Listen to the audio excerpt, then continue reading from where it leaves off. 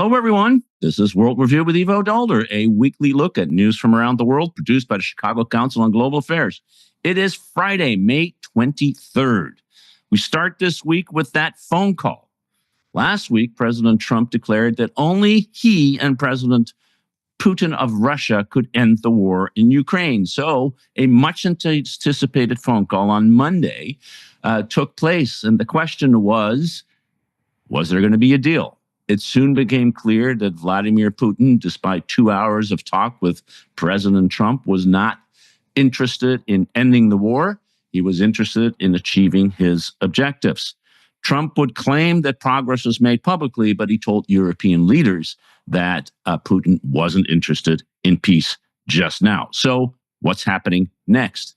Then we turn to Taiwan, where President Lai Ching-te marked his first year in office by calling for dialogue with China while pledging to bolster his defenses amid growing military threats and political friction at home.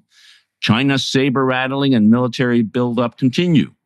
Taiwan and Asia's allies of the United States worry that the Trump administration may not be as committed to Taiwan's defense as the U.S. once was. So we will assess the state of play. And then finally, Syria. This week, the European Union joined President Trump after his surprise announcement last week in the Middle East that the U.S. would end sanctions on this war-torn country. It's a major step in the rehabilitation of Syria internationally, but many questions do remain, including what are the true intentions of the new regime led by former jihadi leader Ahmed al-Sharaa. Here to discuss these issues are three reporters who covered these stories. Liz Sly is a journalist at large and previously reported from the Middle East for the Washington Post. Ken Moriyasu is Washington correspondent with Nikkei Asia, and Jamil Anderlini is now the Politico's regional director in Europe and formerly Politico Europe's editor-in-chief. Good morning, all. Good afternoon, Jamil. Wonderful to have all of you. And Liz, of course, you're in London or out in the UK. So wonderful to have all of you. Ken, let's start with you. This phone call, it was supposed to end the war. Last I looked, that war is continuing, and the prospect for peace remain as distant today as they were, frankly, since President Trump entered office on the 20th of January, 2025. So what do we know about the call, and what do we know about President Trump's intentions, as he clearly isn't succeeding in what he thought was going to happen, which is to end this war in 24 hours? Yeah, hi, Ivo. As you said, the phone call between Trump and Putin took place on Monday, May 19th, and lasted more than 2 hours. As is the case with this administration, there is no White House readout. The only place we learn about it on the American side is Trump's Truth Social. And on it, he says he believes that it went well and that Russia has agreed to start negotiations towards a ceasefire, which is a change of stance for Trump, who had called for unconditional ceasefire just a few weeks ago. The Kremlin emphasized that there was no timetable for that ceasefire, and that Putin reiterated that any resolution must address Russia's broad strategic concerns. What are those concerns? Putin didn't spell it out this time, but it's widely believed to be territorial concessions by Kyiv, a radically downsized Ukrainian military presence, and that Ukraine would never join NATO. But I want to talk about my biggest takeaway. My biggest takeaway was that on the morning of the Trump-Putin call, J.D. Vance was in Rome, and he was on Air Force Two, and he talked to the reporters, and he was asked about the upcoming call. And he said very casually, "I was just on the phone with the president talking about this." And I thought, why would Trump call J.D. Vance 5,000 miles away to talk about the upcoming important Putin call? I think it shows that Vance considered that. And in that briefing with the reporters on Air Force Two, Vance said, "I believe Trump is going to say to Putin, are you serious about peace? Because if you are serious, we are prepared to offer all these trade benefits, and Russia can start trading with the rest of the world again. But for that, you have to stop the killing of innocent people." And Vance said, if Putin says no, I think we're going to have to just walk away. We're going to have to say that this is Joe Biden's war, this is Vladimir Putin's war, it's not our war, and we're going to walk away. And I think if I was Trump, I think Trump was a little worried about what to do if Putin said no. And I think he sought J.D. Vance's advice. And I think this is what J.D. Vance told him. I think J.D. Vance was coaching Trump how to sell this walking away from Ukraine war to the MAGA crowd, because that's what Vance wants. And I think the MAGA crowd wants. I don't think Trump is convinced that that's what he wants. But I think this is what I'm advising him. And I think that's the total direction in which this administration is going. Yeah, Ken, that's really interesting. And I think Liz, there was this fascinating reporting on calls that the president made with European leaders both before and after the call with Putin. And before, he basically said, "Listen, if Putin doesn't play game, we're gonna increase sanctions." And then afterwards, he said, "Well, not so fast, because we really want to have this trading relationship, this economic relationship with Russia." How do you think European leaders are now reading where the United States is heading when it comes to Ukraine? Well, I'm not sure anybody's reading where the United States is heading when it comes to Ukraine, because it's really impossible to tell. Like you just said, I mean, Trump said he would introduce new sanctions if Putin didn't play ball, and he's clearly not going to. I mean, and now he seems to be backing away from that. It looks to me like Trump's been sort of wrong-footed here. He really had some kind of faith in Putin and faith in his own analysis that, poor Putin was waging this war because he had to, but if he was given a chance for a peace settlement, he would take it. And now that's been proved a wrong assessment. So it looks to me like the administration's scrambling a bit to figure out where to go next. And I think what's not clear is whether when he walks away, he's walking away from the peace process or also from other things the US is doing, such as supporting Ukraine, because walking away from that isn't the same as walking away from the peace process. It's a very active step. You can say, okay, the peace process has failed. You actively then kind of take Putin's side. And if he does walk away from the support to Ukraine, he's basically giving Putin what he wants anyway. And that's kind of humiliating for him, seeing as Putin's already shown him up to be to have wrongly assessed this whole thing and to have plunged into a peace deal that wasn't going to happen. So I think I would imagine that inside the administration there's a lot of debate as well about what to do next on this. Yeah, I think that's right. There's big disagreement, I think, on Ukraine, as there's been on a whole lot of issues. But disagreement inside the administration always ends with what happens, whatever comes out of the Oval Office at any particular moment. The problem is that's always different in one form or another, just as you explained, Liz. Jamil, I think there's this really strange, in my view, strange sense that Donald Trump has, that there's a huge economic benefit to a relationship with Russia, and that somehow that is the carrot that would get things going. It's also, Russia is one of the very few countries that was not sanctioned. There were no trade tariffs put on it. Kind of strange, and because he said it's already sanctioned, that didn't prevent tariffs on Iran or anybody else. But there is this sense that somehow Russia is this humongous economic opportunity for American business. How do the Europeans read it? How do you read it when it comes to that fundamental assumption about what will motivate both Putin and Trump? So I think you have to remember that Donald Trump is a product of the 1980s, and that in his mind, that Russia at one point was a potential place where he could maybe go and build Trump Towers. And, he sees it sort of still, I think, through that prism of untapped potential, post-Soviet, what an amazing chance. If only we could build lots of towers in their cities, it would be amazing. The land is still very cheap.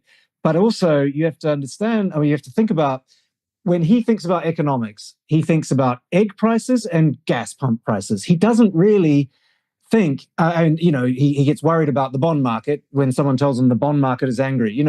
But do you think Donald Trump is really that on top of the sort of finer dynamics of the bond market. He really isn't. He's economically, he cares the most about gas prices. It's the thing he talks about the most if you listen to him when he gives his press conferences. So Russia is, when it comes to oil, massive, right? Like it really is a massive producer still, and a real sort of swing in the markets. And I guess part of what he's thinking is like, maybe we can get in with into those oil markets.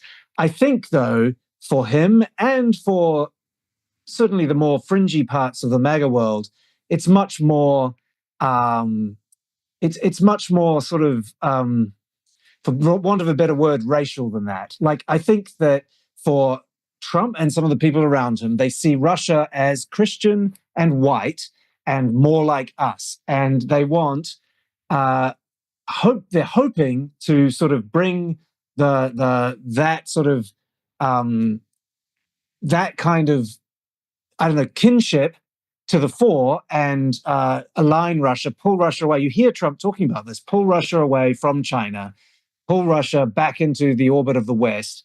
But certainly for the, as I say, the fringier parts of MAGA, that is almost like a kind of divine mission, if you like. They're Christians and they're like us. And it sort of really betrays like a lack of understanding of the history of Russia and the history of anywhere almost outside of the United States. And really a classic phenomenon that you see over and over with the Trump administration, but often just US politics. Everything's seen through the prism of domestic US politics. So I think that's a lot of what's going on. And it from Europe's perspective, you talk to people here, they're just flummoxed. They just really can't understand what's happening, why these decisions are being made. And the go-to theory, and no evidence whatsoever, but the go-to theory is that he must have been turned by the KGB in the 80s. Back to my point about he's a product of the 80s. That's one of the theories that floats around with no evidence whatsoever. Donald Trump must have been recruited by the KGB and before the fall of the Soviet Union. That's what they reach for because they really can't understand what's going on. Yeah, there's a whole series of Substacks now devoted to that theory, and I think theory is probably even a strong statement.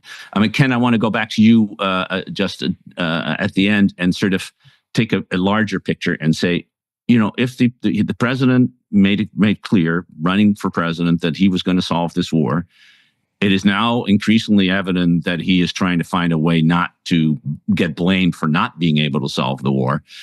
What does this tell us about American staying power? What does it tell us about America's commitments? I mean, this was the number one foreign policy issue that he kept on hammering away. And all of a sudden, a war that would have never happened if he had been president is some kind of a European thing, and the Europeans need to sort it out. And given where you come from, if you're in Japan or indeed anywhere else, how do you read this? Right. So the most compelling argument that I've read is the cover story of the latest Foreign Affairs by Stacey Goddard, a professor of Wellesley College in New York. And she talks about the rise and fall of the great power competition. And she says that we're moving away from the great power competition to a great power collusion or a concert of great powers. And she says that the first administration and the second administration, the Trump administration, are totally different because in the first Trump administration, China and Russia were aggressive antagonists trying to chip away at the US dominance, and that they had to be stopped. But now in this administration, and the Biden administration basically that the worldview.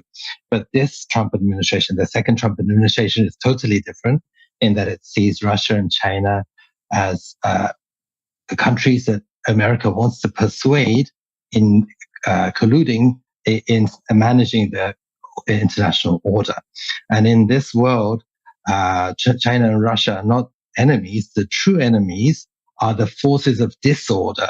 And Stacey Goddard writes in the article that those are things like illegal immigration, Islamic terrorism, woke progressiveness, and European-style socialism. She didn't write this, but I asked her in an interview, what other things are forces of disorder? For instance, if Ukraine wanted to join NATO, would that be a force of disorder? She said yes. If Israel wants to bomb Iran and cause regime change so that it will be safer for Israel, yes, that would be a force for disorder. And for Taiwan too, if Taiwan declared independence, would that be a force for disorder? So in this world, the second Trump administration doesn't want to use the US military to intervene in international affairs, especially if the US military is dragged into these wars in Taiwan, Ukraine, and Israel. And you stop and think, what changed from the first administration to the second administration? And I think it goes back to J.D. Vance and the restrainers that are dominant. And they have convinced, I think, Trump that this neocon kind of globalist primacy did not work, and that the 2024 presidential election was vindication that the Trump's instinct for peace and restraint was voted in by the American public. Yeah, I think that's a very smart take, and I think I would add. I guess that the other thing that motivates Trump is a world in which he can do business, and an ordered world is more likely to be able to give business than a disordered world in that sense. And the reason he doesn't want to bomb Iran is because he wants to have business in Saudi Arabia, UAE, and Qatar, as we saw last week. But it's a good transition to our next topic, Jamil, which is Taiwan. And there's been this assumption for since the 1970s, in fact, since 1949, that the United States, in one form or another, would ensure Taiwan's safety. The one form or another hides a lot of back and forth, but there is that assumption. You were in the region just this week talking to folks. And I wonder how 4 months into the Trump administration and 1 year into the new administration of President Lai, how is Taiwan and how's the region looking at the potential of a conflict with China over Taiwan, given that when it comes to military operations in the region, the Chinese are not reducing their presence, quite to the contrary. Yeah, thank you, Ivo. So I was just in Hong Kong, and I met with some people senior in the Chinese Communist Party and the Hong Kong government who were at an event that I was at, and I talked to them. And Taiwan comes up very regularly. It's a topic of. There was also some former senior U.S. officials there, and it was fascinating. It was also fascinating for me in the press conference after the agreement between China and the US on tariffs, this temporary agreement in Geneva. In the press conference, Donald Trump used what I think is a really interesting choice of language. He said, what we want peace and unity. And unity, I believe quite strongly, is a coded word that means for the Chinese reunification, right? So I think he's using that almost as a little bit of a carrot. I mean, I can't claim to know anything about what's inside Donald Trump's mind, but that choice of word I think is very, very interesting because it gives a sort of sense that even the discussion is on the table of like unification and what that might look like. So if you talk to Pete Hegseth has said, the U.S. Defense Secretary has said that commitment to Taiwan remains strong and defending Taiwan. But you've got to remember, U.S. commitment to Taiwan has always been one of strategic ambiguity. It's always like, we will supply weapons and we will, there is no hard and fast guarantee that American troops or America will come and intervene. And I think the chances, frankly, of both under a Kamala Harris administration or under a Trump administration, the chances that the US would put American lives on the line to defend Taiwan, I think the chances are very small, actually. And I think that for Xi Jinping, on the other side, it's still highly risky to attempt a full invasion or to attempt a partial invasion. But for him, it is existential. I put this, again, to a very senior former Chinese official, very senior. And I asked this person, for him, what would he be willing to risk? And he said, he'd have to win, but he'd be willing to risk almost everything else, so sanctions or, being a pariah on the world stage, as long as it worked and they could get Taiwan, that they would be willing to pay a very, very high price otherwise. So for Xi Jinping, it is really a messianic kind of mission on Earth. He has to do it before he goes to meet Marx, before he shuffles off his mortal coil.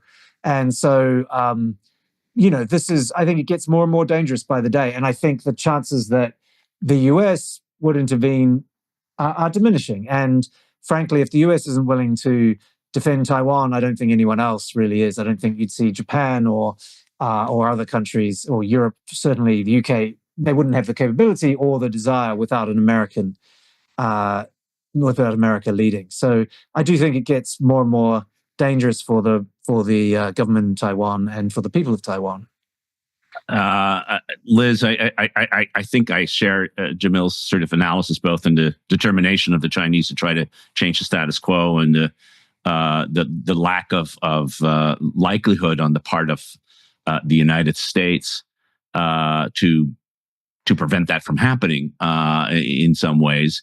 And it does, one of the reasons strategic ambiguity has been such a steadfast part of American policy is because the U.S. doesn't want to signal one way or the other in order to deter, in order to prevent. And walking away from Ukraine on the one hand, now basically sort of starting to indicate that maybe the change in the status quo is acceptable, or at least we won't do anything about it. We may scream, but we won't do anything about it. That does change the way of global politics in a pretty fundamental way. And it starts raising questions about, well, if we can't trust the United States with this, what can we trust the United States with? And are we more on our own? Is that kind of the right analysis, or do you think people are seeing this differently? Well, yes, and it goes to the profoundness of the change that's taking place in foreign affairs that Ken was just talking about. I mean, I think you have to, when it comes to China, U.S. relations with China, Taiwan, Russia, Ukraine, Trump, it also goes back to the sort of psychology of Trump being trapped in the 80s in his view of Russia as this giant opportunity. Trump admires power. He likes power. He's always saying how much he likes Xi and how much he admires Xi. If there was a deal with China that would, and obviously unlike Russia, a deal with China would definitely bring economic benefit and business opportunity to the United States, far more than sort of holding out in an adversarial relationship would be.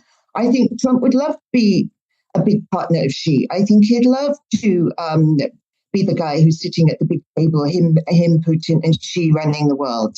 And if that means abandoning the little countries like Ukraine and Taiwan, I don't think that psychology of the United States sticking up for the little guy anymore holds true with Trump at all. And strategic ambiguity has certainly served the US and China very, very well for the past few decades. I was based in China in the 90s. Taiwan was as existential to China then as it is today, but lots of things have changed since then. And one of them is that China now has massively increased military capacity and is close to, if not there, being in a position to actually threaten Taiwan, which it hasn't been for all these decades. But that doesn't mean it hasn't been as existential for it. And you have a president who seems more interested in making money than he does in standing up for principles. And you have a more dictatorial leader in charge of China than you've had at any point in the past 40 years as well. A real, one power, all the power in the hands of one man, more Putin-like than some of the more consensual and power-sharing type of leaders that you've had before. And with Xi approaching the old age, and Trump with his quest for business and dislike of disorder of any kind, and China's increased military capacities, it's indeed an incredibly dangerous time. Jamil, yeah. Yeah, just very quickly on that point, Liz, which is a very, very good one. Talking to some very senior NATO figures recently, and they pointed out that the Chinese military buildup, both conventional and nuclear weapons, is the fastest and biggest buildup of military probably ever in peacetime by any country ever in history. And when I put that to again senior, Communist Party adjacent figure, let's say, who briefs the leadership of China on a regular basis, they said absolutely. Our goal is to reach parity with America in terms of military strength and exceed. That is the goal. And the obvious next point is there's also never been a buildup of military force like that without it being used at some point. And so that question they weren't so willing to sort of address, but it is a very worrying, if you just look at the numbers, you look at the capabilities, you look at the forward positioning of Chinese nuclear and conventional forces, it's a dangerous time, and it's especially dangerous if you live in Taiwan. I think, having been to Japan a number of times and talking to Japanese officials, this view that Liz and Jamil are presenting of China is one that is widely shared in Tokyo among officials. And in some ways, it was widely shared by most of the people who came into the Trump administration. After all, Marco Rubio was and is a China hawk, an extraordinary China hawk, and led the effort to go to try to constrain China. Michael Waltz, of course, was as well. He's no longer there. But Rubio is now doing his job. Bridge Colby made the Undersecretary of State for Defense Policy, the number 3 official, the most senior policy person. Certainly the most senior policy person knows anything about defense policy in the Defense Department, which includes the Secretary of Defense himself.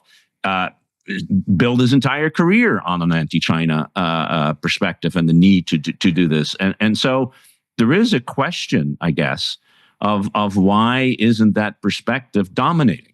Or is it dominating? Is there a big fight going on inside the administration? You report on this in Washington all the time, that about this question about, do we counter China militarily, and does that mean we draw the line at Taiwan? Just one other point, the Wall Street Journal reports today that there are discussions in the Pentagon to start reducing the number of troops in Korea. Which is not a great sign if you are worried about either Korea or China. Right. Fascinating stuff. All eyes will be on the national defense strategy that Elbridge Colby is right now formulating. He has been tasked by Hegseth to finalize the national defense strategy by August 31st. And how the Trump administration will write Taiwan into this document, the NDS, will be very telling sign. Well, probably most of it will be classified, but there will be hints about whether Taiwan is an existential interest to the US. And if you read Elbridge Colby's writing until now, he has always talked about the fait accompli strategy of China. And what that is that China believes, according to Elbridge Colby, that once Taiwan is occupied by China, the cost for the US to reverse that is so high that it would immediately have to escalate to the nuclear level, which would be a very difficult task for the American president to order. And especially with Trump, he would definitely not order a nuclear attack on China. So that goes back to Jamil's point about the military buildup of China.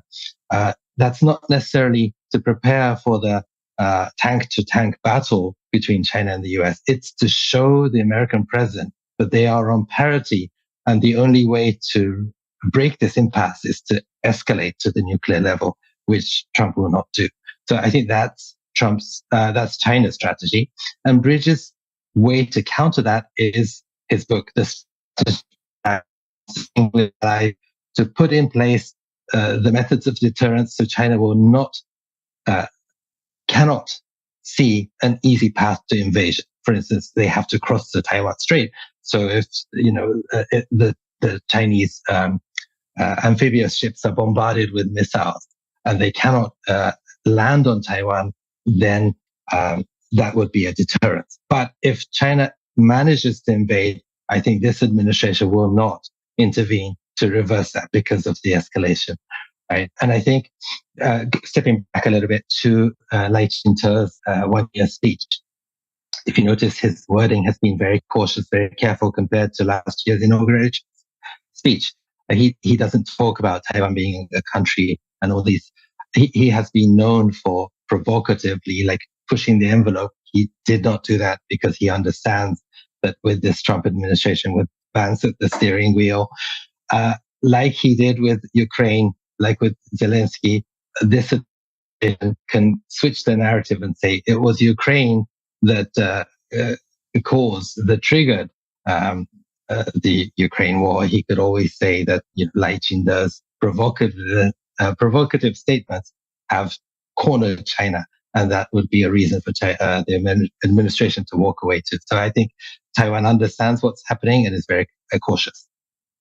Yeah, I think that's the natural reaction of the weaker party, right? Is to start hedging your bets and hoping that you're not seen as provocative. But it can't be a comfortable place right now for Taiwan when there's so much uncertainty about the intention of what used to be and for a long time was its protector, or at least seen as the country that is its protector. In one place, let's switching over, Liz. One place where things are moving in a direction that at least many of the local actors are wanting it to move is in the Middle East, and particularly in Syria, with this surprise announcement, the president last week of lifting sanctions, followed by the European Union doing the same, really opening up an opportunity for Syria to come out of this black hole, bloody black hole that it has found itself since 2011, and start to rebuild in a region that seems to be shifting. So, Liz, you notice this part of the world extraordinarily well. Sort of bring us up to date about what's going on and how you see this will evolve, and what are the challenges going to confront Syria and its leadership, which remains untested and in some ways unknown. Yes, of course. There's a huge amount of challenges ahead for the Syrians to overcome. And when you say to get out of the black hole, it's been in it since 2011. I mean, I would say the black hole it's been in for the past 50 years, because it's really had a very brutal and unpleasant regime throughout all of that time, which exploded in anger and rage because of various circumstances in 2011. It's really lifting the veil on a country that's been very secretive, it's been quite inaccessible, and it's been economically very backward for a very long time, well before 2011. Caused all the destruction of what little infrastructure and economy Syria did have going for it.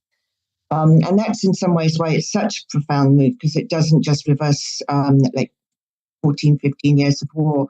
It reverses 5 decades of central government control, economic backwardness, and it puts Syria in the Western camp really for the first time in almost the entirety of its existence as an independent country, like 70, 80 years or whatever. So, and I've always thought that one of the biggest mistakes of the United States over the past 20 years in Middle East policymaking is to consistently underestimate the importance of Syria, the strategic importance of Syria. It borders Iraq, which was of huge importance to the United States for all those years. It borders Turkey, which is a NATO ally.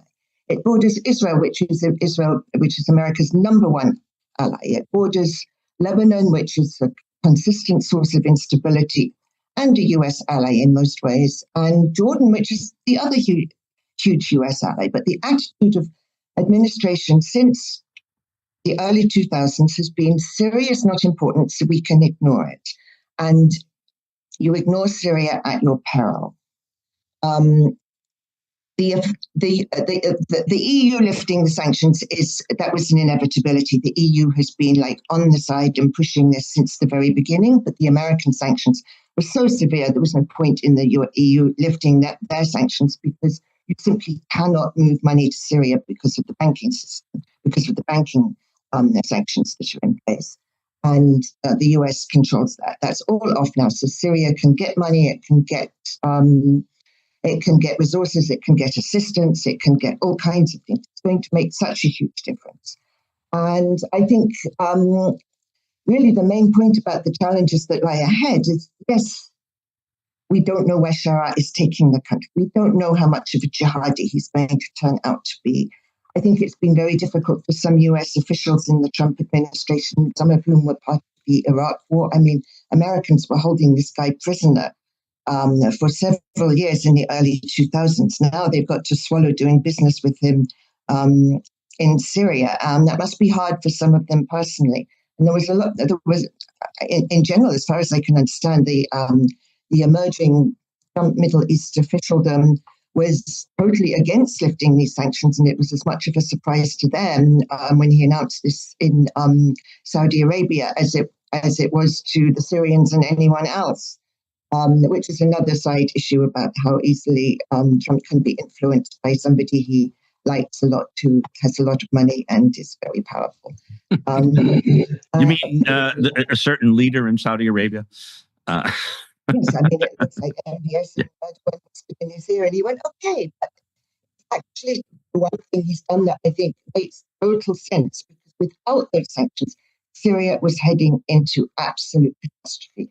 I was there in January. I haven't been back since. I'm in touch with a lot of Syrians. The poverty there is unbelievable. People begging on the streets, people hungry. It was going to, as Rubio said in his hearing the other day, it was drifting towards the most terrible civil war. That now might not happen. There's a lot of incentive now for a lot of people in the country to get on board with this program, not to take up arms, not to become bandits, not to accept payoffs from Iran to join an insurgency, something like that. You might actually now get your life back and some economic opportunity by going all in with this first American-backed administration that Syria's ever had. al-Sharaa also has an immense incentive to stay on board with the Americans to keep this going, because that will help keep him in power, which is obviously is probably his main motive. And he hasn't displayed very strong jihadist inclinations yet, and it's going to keep at bay the jihadis on his right, who might have said, you're not being Islamist enough, you're not introducing the Islamic project. They're not going to get as much support when people can see more of an incentive to siding on al-Sharaa. So it gives al-Sharaa an incentive, but not go too far if that was his inclination. I don't think it was, but there are plenty of scholars who do, but we'll have to see. Fascinating and important perspective here, Liz, that you bring on this issue. Jamil, I wonder, in Europe, where I think the number one issue for Europeans isn't really the details of what happens in Syria, other than the reality that, number one, if Syria improves, less refugees will come to Europe. And number two, those who are there might, in fact, want to go back. And there's a large Syrian diaspora now in Europe, part of it as a result of the civil war, part of it from before the civil war, and many of whom are still deeply committed to their country and may well decide to go home. And in that sense, there is an incentive to help Syria succeed. Because it is not only good for the people who are there, it's potentially good for the people who otherwise would remain in Europe. Some of whom, of course, have been incredibly successful. Many of them incredibly successful, but others who have become wards of the state. So, how do you think the Europeans are looking at this opportunity, and do they see a way to make things better? Because opening up the economy is one thing. Making it actually work for the people of Syria is quite another challenge. Yeah, I think you make a very good point. One of the most biggest topics of political debate and discussion here is immigration, and large numbers of people have come from the Middle East, and they're the group these days that is finding it hardest to integrate into the existing European societies. And for sure, it's a big topic of political debate here across Europe. And this topic is partly responsible for the rise of the far right, which is a phenomenon we see everywhere. I've actually met several of these people from Syria and talked to them in my reporting, and it's very interesting because you hear quite different things depending on which community they come from. Obviously, there's a lot of different religious and different groups. One person I knew who was an Alawite was just very much lamenting the end of Assad and saying, look, this is opening the gates of hell, and what comes next, you wait and see. I had talked to an Aramaic who was explaining, like, his community, they all have to leave because they think they're just going to get slaughtered by this group. And we have seen some pretty horrific acts happening. I mean, the Syrian regime a month or two ago, they said, it was not that widespread, and it's very unfortunate. But there is real potential, of course, for some in the people who liberated Syria to get their revenge on the previous administration. So you do hear some of those voices and some warnings that by supporting these the current leaders in Syria, that you're supporting potentially jihadi, as Liz was saying.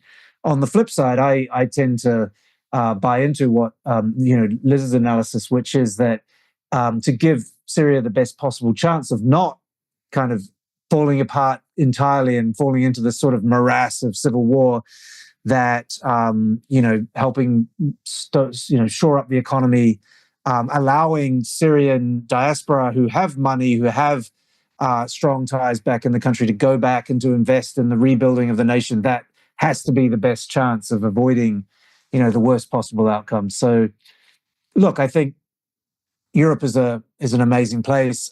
People in Brussels like to talk about how we're a superpower of values, but there is also a deep mercantile strain that runs through everyone out here.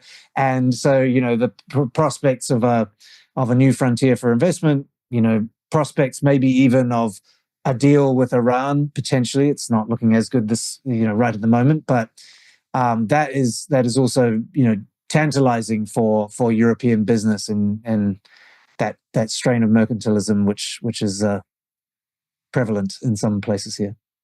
Speaking of mercantilism, Ken, that seems to be the motivating force of at least the Trump White House when it comes to the region, and I think the Syrian announcement, as Liz rightly put it, sort of demonstrated the yet another version where the established view on how to deal with the Middle East, including by most of the major players inside the administration, is getting upset by a president who has a different view.